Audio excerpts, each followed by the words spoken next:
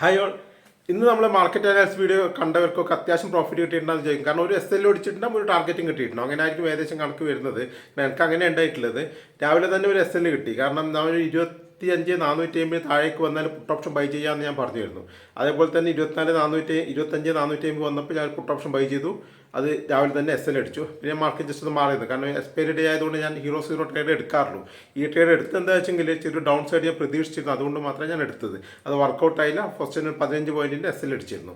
പിന്നെ ഒരു 2 മണിക്ക് ശേഷം മാർക്കറ്റ് നോക്കിയപ്പോൾ നമ്മൾ വീണ്ടും അതേ ലെവലിലേക്ക് തന്നെ മാർക്കറ്റ് വരുന്നതായിട്ട് കണ്ടു. പിന്നീട് വീണ്ടും 25,450 ബ്രേക്ക് ചെയ്തപ്പോൾ ഞാൻ ഒരു 25,450 പുട്ട് ഓപ്ഷൻ ബൈ ചെയ്ത് ഏതാണ്ട് 20 രൂപയൊക്കെ ബൈ ചെയ്ത് 60 രൂപ വരെ ടാർഗറ്റ് കിട്ടുകയും ചെയ്തിട്ടുണ്ട്. അതുകൊണ്ട് 15 കഴിച്ച് ബാക്കി ഏകദേശം 45 പോയിന്റോളം നമുക്ക് ഒരു ലോട്ടിൽ പ്രോഫിറ്റ് കിട്ടിയിട്ടുണ്ട്. അപ്പോൾ ആ ലെവലുകൾ നോക്കി ട്രേഡ് ചെയ്യുമ്പോൾ ഇതാണ് ഗുണം. കാരണം നമുക്ക് സ്റ്റോപ്പ് ലോസ് അടിക്കുമ്പോൾ ചെറിയ സ്റ്റോപ്പ് ലോസിൽ ഇറങ്ങാൻ പറ്റും. ടാർഗറ്റ് കിട്ടുമ്പോൾ ഇതുപോലെ വലിയ ടാർഗറ്റുകൾ കിട്ടുകയും ചെയ്യും. അതാണ് ഈ ലെവലുകൾ നോക്കി ചെയ്യുന്നതിൻ്റെ ഗുണം. അപ്പോൾ ഇന്നലെ പറഞ്ഞ ലെവലുകൾ നോക്കിയവർക്കൊക്കെ അവസാനത്തെ ട്രേഡും ആദ്യത്തെ സ്റ്റോപ്പ് ലോസ് അടിച്ചിട്ടുണ്ടെങ്കിലും രണ്ടാമത്തെ ട്രേഡിൽ നല്ല പ്രോഫിറ്റ് കിട്ടിയിട്ടുണ്ടാകുമെന്ന് വിചാരിക്കുന്നു. അപ്പോൾ എല്ലാവരും എന്തെങ്കിലും മാറ്റം ഉണ്ടെങ്കിൽ എല്ലാവരും കമൻറ്റ് ചെയ്യുക. കാരണം ഈ പറഞ്ഞതിൽ എന്തെങ്കിലും മാറ്റം നിങ്ങൾക്ക് ഡൗട്ട് ഉണ്ടെങ്കിലോ അല്ലെങ്കിൽ ഇതുപോലെ പ്രോഫിറ്റ് കിട്ടാത്തവരുണ്ടെങ്കിലോ ഒന്ന് കമൻറ്റ്, കിട്ടിയവരും കിട്ടാത്തവരൊക്കെ ഒന്ന് കമൻറ്റ് ചെയ്യുക. ഓക്കെ, ഇനി നമുക്ക് നാളത്തെ ലെവലുകളൊന്ന് നോക്കാം. നാളെ എങ്ങനെയൊക്കെ ഞാൻ പ്ലാൻ ചെയ്യുന്നതെന്നുള്ളതെന്ന് പറയാം. ഇന്നത്തെ ലോ ഉണ്ടല്ലോ, ഇന്നത്തെ ലോ ബ്രേക്ക് ചെയ്ത് കഴിഞ്ഞാൽ 25,250 വരെ മാർക്കറ്റ് വരാനുള്ള എല്ലാ സാധ്യതയും ഞാൻ കാണുന്നുണ്ട്. പിന്നെ വെച്ചെങ്കിൽ മുകളിലേക്കാണെങ്കിൽ 25,475 ബ്രേക്ക് ചെയ്ത് കഴിഞ്ഞാൽ അപ്സൈഡിലേക്ക് ഒരു റാലി ഞാൻ കാണുന്നുണ്ട്. ഈ 2 ലെവലുകളെ ഞാൻ നാളെ കാര്യമായിട്ട് നോക്കുന്നത്.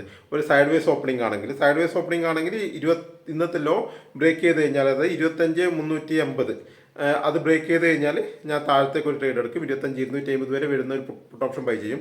അല്ല, 25,475 ബ്രേക്ക് ചെയ്താൽ അപ്സൈഡിലേക്ക് 25,575 വരെ, ഏകദേശം 575 600 വരെ ഉള്ള റേഞ്ചിലേക്ക് ഞാൻ ഈ സൈഡിലേക്ക് ഒരു ട്രേഡ് എടുക്കും.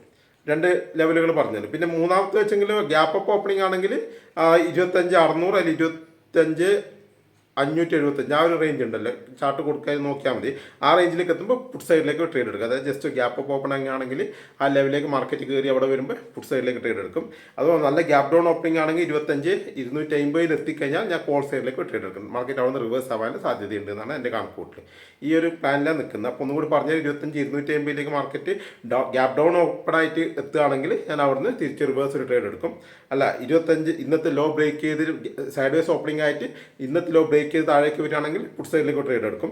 അല്ല, 25 സൈഡ് വേസ് ഓപ്പണിംഗ് ആയിട്ട് മുകളിലേക്ക് മാർക്കറ്റ് പോയിട്ട് ഒരു 25,475 ബ്രേക്ക് ചെയ്യുകയാണെങ്കിൽ നമുക്ക് കോൾ സൈഡിലേക്ക് ട്രേഡ് എടുക്കാം. പിന്നെ മുകളിലെ ലെവൽ വെച്ചാൽ 25,575, അതായത് 25,600 വരെ ആ റേഞ്ചിലുള്ളത് അവിടെയാണ് ഓപ്പണിംഗ് ആവണമെങ്കിൽ അവിടെ എത്തിക്കഴിഞ്ഞാൽ മാർക്കറ്റ് വീണ്ടും തിരിച്ച് താഴേക്ക് വരാൻ സാധ്യതയുണ്ട്. അപ്പോൾ അവിടെ നിന്നൊരു പുട്ട് ഓപ്ഷൻ ബൈ ചെയ്യാം.